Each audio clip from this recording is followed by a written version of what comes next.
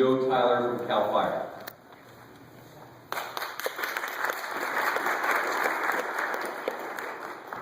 Good evening, and I'll find out how close to the mic I need to stand here to make sure you can all hear me. Can each of you hear me now? Yep. All the way to the back of the room. All right, my name is Joe Tyler. I'm the Unified Incident Commander on the King incident and have been since the second day of the fire. I appreciate the opportunity to speak to you tonight, and on behalf of the El Dorado National Forest, CAL FIRE, and all the assisting and cooperating agencies. We are out there looking out for your interests as this fire progresses. I will agree that in my career, the last time I've seen any fire behavior similar to what I'm seeing here is in 1992 in Shasta County, but this is much more than that. So these are things that we experience only a short time in our careers, and this is primarily based on wind, slope alignment, 3 years of drought, fuels that are tender dry, and conditions that promote fire growth.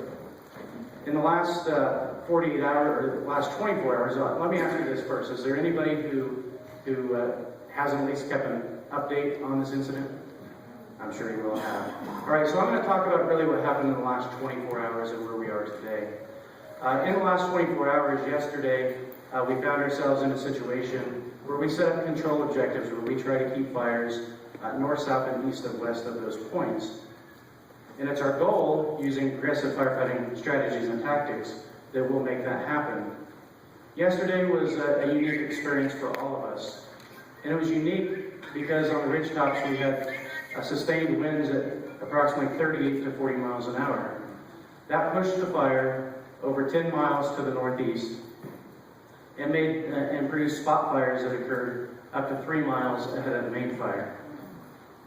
It was our goal to stop the fire to the north in the Onion Valley Road area. When that wasn't going to happen, we attempted to stop the fires off of the Whitworth Springs Road. Fire came over Whitworth Springs Road unlike anything that we had ever seen.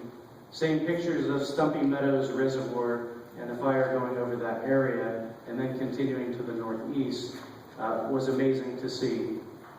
The fire progressed from Whitworth Springs and spotted into the Rubicon River drainage. The Rubicon River drainage is the county line for El Dorado and Placer counties. Once it established itself in the drainage of the Rubicon River, it continued a path to the northeast. The fire is currently, as of mid-morning, 70,944 acres and is in the area of Hellhole Reservoir off of the 11 Pines Road. Now, where do we expect this fire to go? The winds and the conditions will predict that for us. Based on experience, we can have ideas of where this fire is going to go. We are hopeful that today, with the weather moderating, the temperature's down and the humidity's up, and the slight chance of precipitation, I get that word wrong every time, that maybe we receive some moisture somewhere on the fire. However, based on that, with nothing more than 0.2 of an inch at best somewhere on the fire, the way the fuels are currently, the trees and the critical fuel moistures within them really won't provide much in the way of positive results as it relates to fuels burning. So where we're at today is that fire continues to move to the northeast. It is remained, to our knowledge, or to my knowledge standing before you, west of Ice House Road, still in the White Meadows area. We are doing defensive firing operations to try to line up the fire on each side of the canyon, north and south sides of the canyon to the east, and that has put us in and around the Bridalveil Falls day-use picnic area.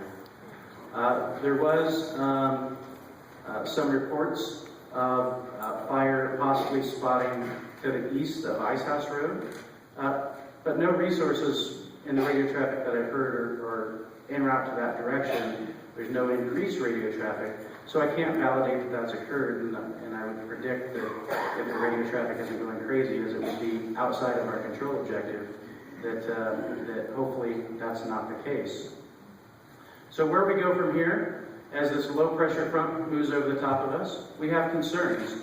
And those concerns are that the winds will increase. During the day, they'll continue to blow from the south-southwest, bringing the fire and taking the fire in a northeast direction.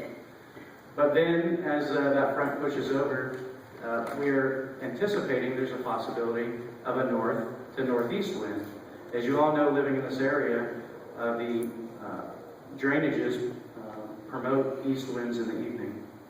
So we've spent a good portion of the day in the communities of Pollock Pines, in the communities of Swansboro, the communities of Camino, reinforcing our control lines, putting in multiple control lines, putting in contingency lines. So if the fire was to jump from the north side of the river to the south side of the river, we would have multiple points to try to defend the community and keep the fire from spreading to the south or to the west. As for the community of Swansboro, we have placed approximately 4 different control lines west of where the fire is hung up in the Brushy Creek drainage. That's above the Slab Creek Reservoir up on the east end. So we have several contingency lines that have been put in place in those areas. The one westernmost in the Swansboro area comes off the end of White Oak Point down to the Slab Creek Dam. We have also, as it relates to back to the Camino side, have put contingency lines in place in multiple locations from Four Bay Road over the top of Independence Point onto Cable and Badger Hill Roads, over Iowa Hill, down into Long Canyon, to bring those contingency lines down to the canyon, to the river, or to the reservoir edge in multiple locations, as well as at the dam. One of the things that we have to deal with when we have fire on 2 sides of the river is the fact that we have to take the best opportunities possible to ensure the control lines line up on both sides of the dam. Otherwise, we have a potential domino effect where Ambercast can blow over the top if you don't line those up in a similar position.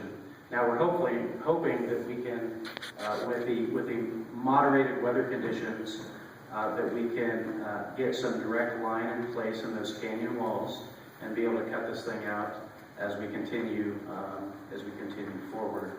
As it relates, I'll go back to the north just for a moment, up in the Stumpy Meadows area, Quintet and Volcanoville. The fire continues to push to the northeast currently, and Quintet and Volcanoville are still under their evacuation order. But as it relates to fire moving to the west, should there be an east wind, we have several contingency lines in those communities as well. With that, I will be here for the rest of the evening, available to answer questions after the general session is done, and hopefully we'll have a good night and be able to answer those questions appropriately. Thank you.